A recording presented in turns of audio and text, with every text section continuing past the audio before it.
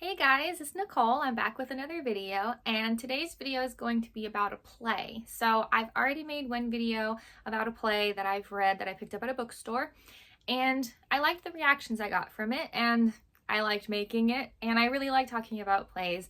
If you haven't been following my channel or watching any of my videos, I am an actress. I've been in lots of theater productions throughout my life. It's actually what I went to school for. And I love reading plays and obviously acting them out, but reading them is also really fun. And I make videos about all kinds of books, but it only occurred to me recently to make videos about plays. And they're a little bit different than your regular book that you'll pick up at a bookstore. And that's why I like to talk about them. So today's video is going to be about a play. I picked up this particular play when I was in New York on a vacation, a solo trip by myself earlier this year. And I picked it up because I liked the description. I just felt like it resonated with me for some reason, and I really wanted to read it. So that being said, let's dive into it. So the play we're going to be talking about today is called The Flick by Annie Baker. And as you can see, nothing really on the front. That's a lot of the time how plays are. Not all the time, but there's a lot of the time. The Samuel French versions of the plays, like the production company, like it's just the title and the playwright that you see on the cover. So you don't really get much from there. But when you think of the word the flick, at least for me, I know just from, I guess, watching movies or something, that movies used to be referred to as flicks. They're definitely not anymore, but I don't know, maybe 20 or 30 years ago, they were referred to as flicks. So automatically, that's where my mind went. And I'm going to go ahead and read the back before I talk about it at all. No spoilers, this is just the back, the description of the play. In a rundown movie theater in central Massachusetts, 3 underpaid employees mop the floors and attend to one of the last 35mm film projectors in the state. Their tiny battles and not-so-tiny heartbreaks play out in the empty aisles, becoming more gripping than the lackluster second-run movies on screen. With keen insight and a finely tuned comic eye, The Flick is a hilarious and heart-rending cry for authenticity in a fast-changing world. So the rest of it just kind of describes like where the play debuted and that kind of thing. So I'm not going to read that. But that's kind of what the play is about. I thought it sounded really interesting, especially the last line. The flick is a hilarious and heart-rending cry for authenticity in a fast-changing world. I liked that. I was very, very interested to see what the play would bring with that particular theme. So I looked up a little bit about the playwright. I didn't go huge into detail, but I just thought it was interesting. So Annie Baker is the playwright. She's been writing plays for a while now. The Flick was actually one of, like, I think her first big hit, like the one that really sent her career off. They premiered it in like 2014, and it took off since then. And the interesting thing is this play takes place in Massachusetts, and the playwright is also from Massachusetts. So I thought that was interesting. I think that there's some personal things in this play for the playwright. I don't know what they could possibly be because I don't know the playwright myself, but I think that there's probably something very personal in this play for her. That's what I think, because it's based in her home state. So obviously right off the bat, it sounds like an interesting play. Plays are usually pretty short to read. As you can see, it's a pretty short read. Honestly, you could read this in like a day if you just sit down for a couple hours and just breeze through it.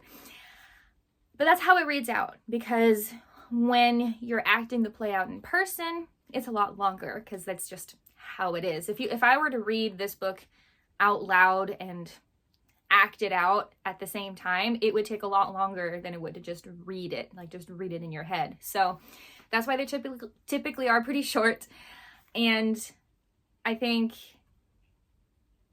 it may be surprising to people that maybe don't read plays as much, you know, because you're probably expecting to read something a little bit longer than this. But I think there's something really great about reading plays from any time period. The last play I talked about was written and took place in the early 20th century. So the way they spoke, the way they acted was not exactly how we act and speak today, obviously. But there's always something relevant in plays. There's always something that will, in my opinion, remain true throughout time, because although we as a society are constantly changing and evolving, and the way we speak is always changing, there's always something that's consistent about humans.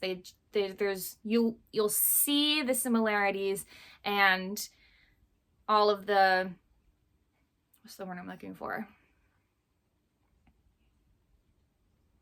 I can't think of it, but you'll see all the similarities, basically. When you look at history, when you look through different kinds of accounts of what living in the past was like. And of course, I think it's just good to read plays and, like I said, accounts of what life was like from any time period. This is from pretty recently. This is from like 10 years ago, so that's pretty recent. And it's still obviously relevant today because 10 years ago, within a generation, not that long ago. But there's always something relevant, and I think that it's always good to read plays. And don't get me wrong, I do have strong opinions about certain plays and playwrights, and I do have some feelings of, I believe some things are more overrated. They're overhyped. To me, personal opinion, that's literally just an opinion. I am not an expert. I'm not a literary critic or anything. But I still think they're important to read. You know, I think there's always something you can get from reading a play, because they're not just stories. It's not just like a book. It's obviously plays always have a message, and because they're written to be performed, there's always something about them that points out something specific about human nature. And to me, every play I've read that points out that specific thing of human nature still remains true to this day. And a lot of the time, that gets, to me, buried underneath the way it's written and the way the characters are written to speak because of how long ago it was. And that's why I think it's important to read works from all different eras, because yes, ideas do get repeated over time. It's hard to come up with something completely original. But I think that's sometimes the point, isn't it? I mean, there's a lot of the time that so many works get lost or people just don't read them anymore. And making something new with the same idea brings it back to life, brings it back into relevancy in our world, in our time.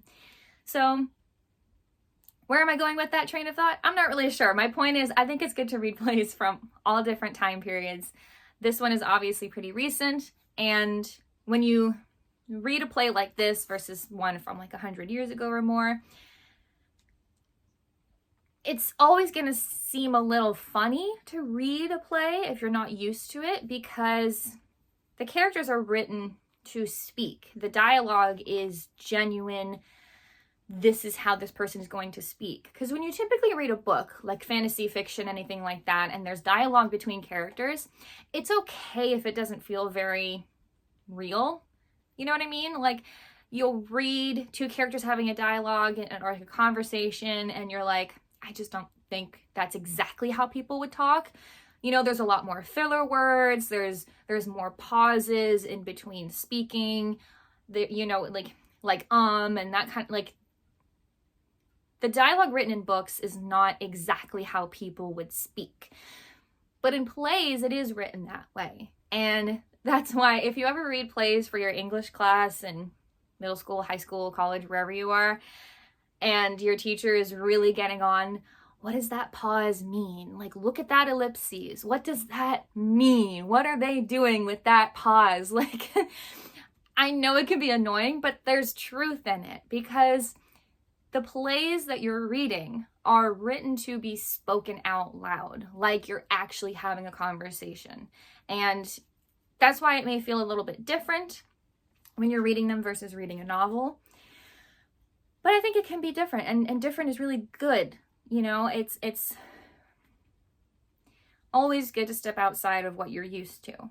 So that being said, a play is not really like a book, so I'm not gonna really read the first page. I am gonna talk a little bit about the characters briefly and kind of describe what the set looks like. The set changes throughout the play, but it starts out a certain way and ends a certain way, so I am going to do that. So the characters in this particular play, there's only 4 characters, and really there's only 3 characters. The 4th character is someone who kind of pops up once or twice throughout the play, but they don't have a big part. So really this play is between 3 people, 3 characters. So the first character, the one that you see the most, is named Sam. The character is supposed to be 35. There's a description for each character. This is sometimes done accurately to a T when it is performed. Not always, because sometimes directors may make a choice and say, we're just going to cast this person, this is what we want them to look like, and then costuming may change their mind about something. But the description of this character is Sam, 35, shaved head, Caucasian. He often wears a beat-up Red Sox cap. He used to be very into heavy metal. Then the next character is Avery, 20, African-American, bespectacled, which means you wear glasses, just in case you don't know. He wears red, slightly European-looking sneakers.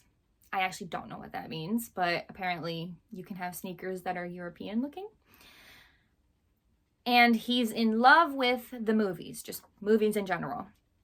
Next character is Rose, 24, Caucasian, sexually magnetic, despite the fact that, or partly because, her clothes are baggy, she never wears makeup, and her hair is dyed forest green. Now, the 4th character, like I said, that doesn't come up a lot, is usually, like what it seems, is played by the same actor, because it says Skylar, 26, / the Dreaming Man. And usually when there's a slash, a lot of the time that is the playwright saying, these 2 characters can be played by the same actor. Do I know why that always is? No. Sometimes it's for convenience. Sometimes there's an actual reason, like it's meant for the audience to go, hey, wait, isn't that the same? You know, like sometimes it's meant to and sometimes it's not. But usually when there's a slash in between 2 characters, it usually means that can be played by the same actor. So the setting is a falling apart movie theater in I don't know how to say this, I'm sorry, Worcester County, Massachusetts. I don't know. Never been there. Not sure how to pronounce that. But we're going to go with that. The set is the raked movie theater audience. 10 to 15 rows of red seats in a dingy carpeted aisle running up the center. The upstage wall is the back wall of the movie theater with a window into the projection booth. There is a metal door leading out into the hallway to the movie theater lobby. We, the theater audience, are the movie screen. The beam of light from the projector radiates out over our heads. So that's kind of the description of the play. It's what it's going to look like and the characters in it. And without going into spoilers, the theme of the play is the heartrending cry for authenticity in a fast-changing world. And there is the added bonus of comedy, which I think is always a good thing to have in such a heavy topic, because I think even though it may feel a little silly when you first think of it, authenticity is so underrated these days. I think it has been for a long time. This was written 10 years ago, actually at this point 12 years ago. And even then, authenticity was hard to come by. Everything was becoming a standard. Everything was becoming very uniform. Like, this is just the way we do things and everything goes like this. And one of the ways that this play kind of shows the authenticity of what one of the characters is looking for, because like I mentioned, Avery, one of the characters, is a movie buff. He loves movies. And in the description on the back, it says that the movie theater that this play takes place in, I was like, did I say that right? Has one of the last 35 millimeter film projectors in the state. And for those of you who don't know, these days at least, you go to a movie and there is a projector and then there is a movie screen. The projector is a digital projector. They get like a little disc, a little hard drive, the film is on there, and then it projects it from there. A film projector that, like, this is 35 millimeter. I don't know how many different sizes there are, but like this one is the one that you would see in the old movies, right? Where it has like an actual tape and it has like the tape that comes out of the disc kind of thing. And I think that a lot of the time it can feel kind of hipster to like that kind of stuff. You know, it's like the whole vinyl record players. I do have that. I do have a lot of vinyls and a record player. It's a recent record player. It's not old. And I feel like it can feel kind of hipster, right? To be like contrarian and want old technology. But I think the point of it in this play is the authenticity of it. Because movies started out with that kind of projection, with that kind of filming technique. So that's the more authentic way to view a movie. So that's the whole point of it.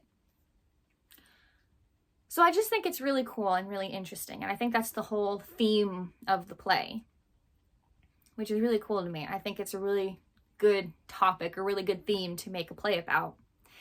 And I will say I actually really enjoyed reading this play. There are, like it mentions, some heart-rending moments, some dark dialogue and realizations by the characters, but there is humor in it. And it feels very true to life, you know, because you'll go through some really hard times and even some dark times, and yet there will always be something to laugh about. Not that you're not taking things seriously, but laughter is a way to deal with discomfort. And so I think it was really important to make this also pretty comedic. It's in the middle. It's a drama and it's a comedy. It's both, really. And I think it was written very, very smart. That was very smart to do that. I think it really made the play theme, the message come across better because it felt more real. It felt more authentic. So I really liked it. And if you love plays, read them all the time, you're always interested, definitely go read this play. I highly, highly recommend it. If you're not someone who's ever really read plays, I think you should start. I can't say it'll be the best experience of your life because I can't predict that kind of thing. But I think it's always good to expand your media, the different ways that you absorb stories and content. And plays are a really great way to do that. And they're so short. They're so short to read. You can pick it up, read it in a day, couple days if you have a lot going on.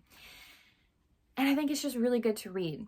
So if you're not really a play reader, I actually think this is a good play to start with because it's pretty recent. So when you're reading it, it'll make sense. The dialogue is like what we say today, the colloquialisms, you know, all of that is the same. So it's easier to understand. So I think this is a good one to start with. So I actually really do recommend it to anybody. So that's really it for kind of my thoughts on the play itself. I do want to go into a little bit that are definitely spoilers. So if you don't want any spoilers because you haven't read it, or you are going to go see a production of it and you want to be surprised, definitely shut the video off now, because I am going to talk about a couple of things, just a couple, that I just really thought was interesting that I noticed about the play. So we're going into spoilers now. So I thought that it was interesting the way the characters' descriptions were written, because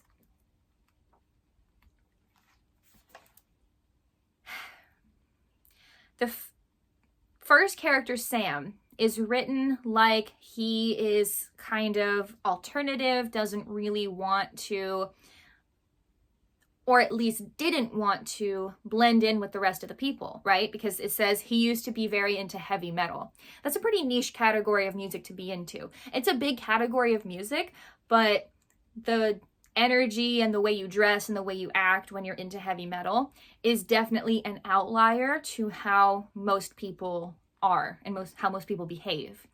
And then the other character that I'm talking about is Rose, because she wears baggy clothes, she never wears makeup, and her hair is dyed forest green. Now, to me, that means she is a character that is written to be, how do I put this? Fighting the patriarchy. Because she's not wearing tight-fitting clothes to attract men, she doesn't wear makeup, she wears baggy clothes. So both her and Sam, Rose and Sam, portray more of a contrarian type of personality outward towards the world. And yet, the person who is most interested and cares most about the projector is Avery. And he dresses, let me see, it says, where'd it go? He wears glasses and he wears red, slightly European looking sneakers. And that's it. He's not described as dressing or being anything contrarian. He's written like you would see anyone like that on the street, you know? And yet he's the one that's the most interested, the most determined to keep that projector, the 35mm projector. And I think it's a really cool way that the playwright did this, because the two, Sam and Rose, in the play could not give less of a about the projector. They just work at that movie theater because they live close to it. They just need a job and that's where they work and blah, blah, blah. Avery specifically chose that movie theater to work at. He has a parent of his drive him there to work because of that projector.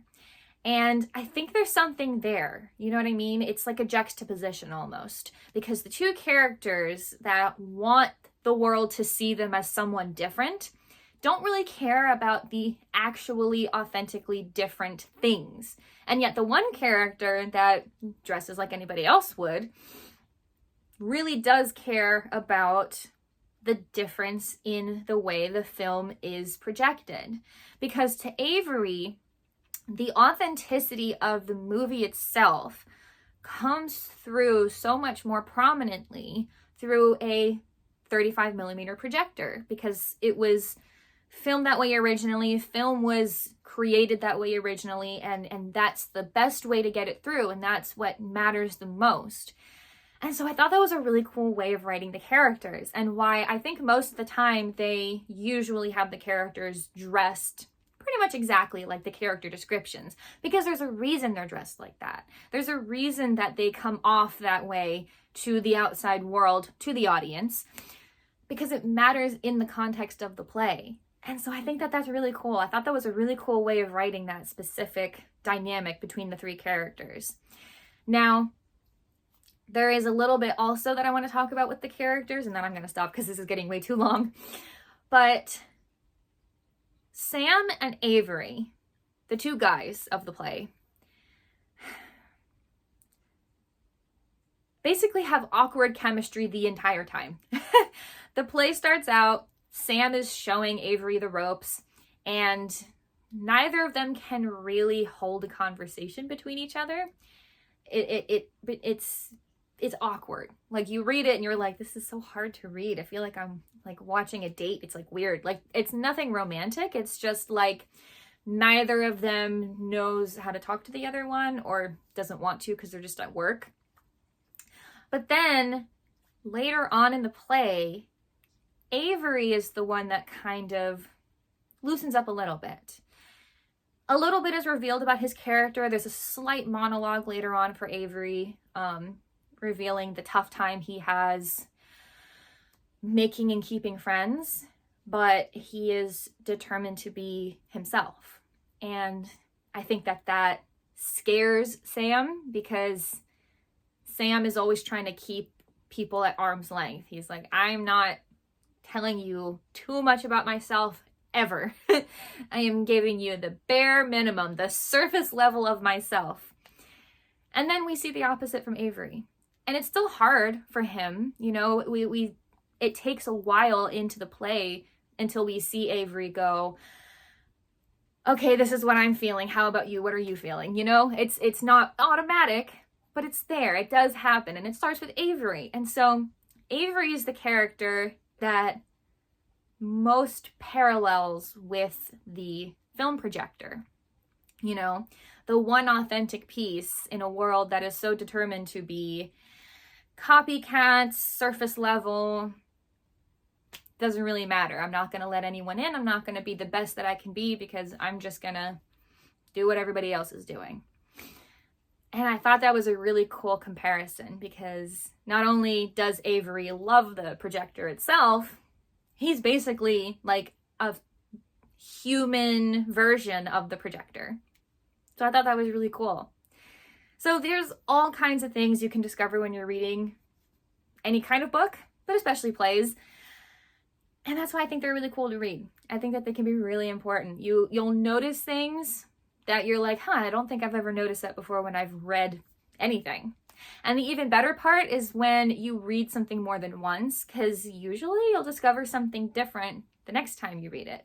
And then again after that, because every time you read something or every time you watch something, you pick up on something different because of whatever you're going through in your own personal life.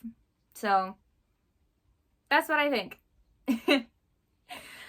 So that's pretty much it for this week's video. If you've watched all the way through, thank you so much. I appreciate every single person who interacts with my content. I love making these videos. I have a lot going on in my life, but this is such a fun thing for me to come home and do. You know, I'm like, okay, throughout the day I'm thinking, okay, what am I going to talk about today? And I look forward to this all the time. And I look forward to people viewing it and liking, commenting. So please do if you enjoyed this video, because I love seeing people interact with my videos. It really means a lot to me. And if you really do like this video, please subscribe to my channel. You'll get updated when I upload new videos, which I do every Friday morning. And you'll get updated if I hopefully get to start uploading more videos with different kinds of content. I'm still in the process of figuring that out, but I do intend for it to happen. So stick around, subscribe to my channel, and you'll see what comes up. And I can't wait for everyone to go on this journey with me. I love getting to do this. So thank you to everyone, and I will see you all next week.